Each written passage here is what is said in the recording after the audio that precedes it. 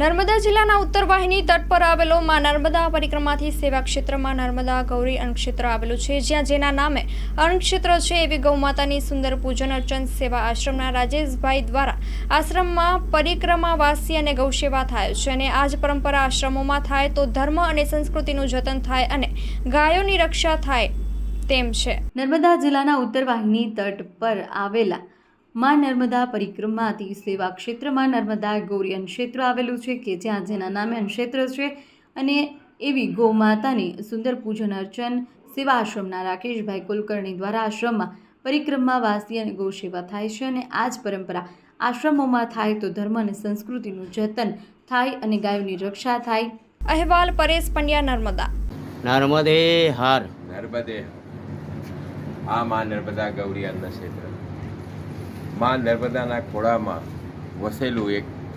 સ્થાન, જ્યાં અવિરત સેવા આજ 5 વર્ષથી મહાપ્રસાદી, બાલભોગ, ચા, અનેક પ્રકારના ઠંડા પીણા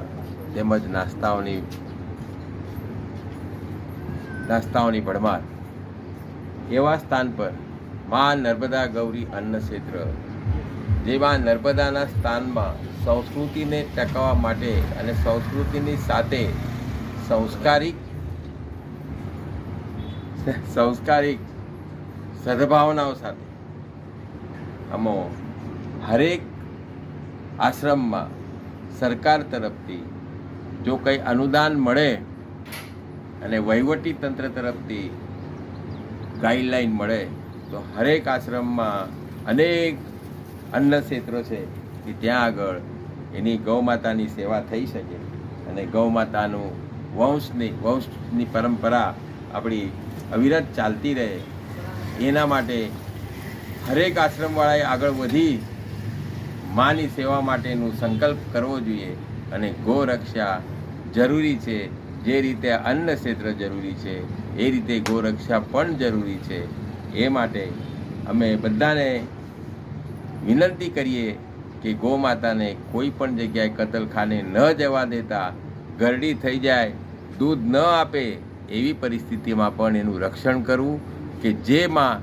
કશું તમારી પાસે માગ્યા વગર તમને બધું જ આપતી હોય, જેમાં તમને બધા જ તમારી સંસ્કૃતિને જતન કરતી હોય, જેમાં તમારા બાળકોના ઉછેર માટે તમારા સંસ્કારને, તમારા સંસ્કૃતિને, જેમાં તમારા સ્વાસ્થ્ય સાથે જોડાયેલી છે, જે માના દૂધથી અનેક વનસ્પતિઓનો તેને ઘરમાં ખબર પડે કે મારા માવજાત કરવાવાળા વ્યક્તિના ઘરમાં કોઈ બીમાર છે, તે એના માટે એ દૂધની અંદર એ આયુર્વેદિક ઔષધિઓ ખાઈને પણ દૂધમાં એનો પ્રવાહ પ્રચલિત કરે અને ઘરના આપણા માવજાત કરનાર વ્યક્તિને બચાવવાનો પ્રયત્ન કરતી હોય, એવી માં જે ગૌરક્ષા માટે હરેક વ્યક્તિએ આગળ વધી અને એનું જતન કરવું એ જ નમ્ર અપીલ છે અને એ જ આપણી સંસ્કૃતિ છે, એ જ આપણે સંસ્કાર છે, એ જ આપણે બ્રહ્માંડમાં મળેલી મોટામાં મોટી દૌલત છે। આપણે યજ્ઞ કાર્ય હોય અથવા તો કોઈ પણ એવા ધાર્મિક કાર્ય હોય, એમાં ગાયનું આપણે જોઈએ તો ખૂબ જ મહત્ત્વ છે અને એમાં ગાયનું ગૌમૂત્ર હોય અથવા તો ગોબર હોય, તેનો યજ્ઞશાળા હોય કે બધી જગ્યાએ ઉપયોગ થતો હોય છે। ત્યારે આજે આપણા ધાર્મિક જે આશ્રમો હોય, મંદિરો હોય, ત્યાં પણ જો ખરેખર સુવિધા હોય તો ગાયોને રાખવી જોઈએ અને ગાયનું રક્ષણ થાય એવું કરવું જોઈએ।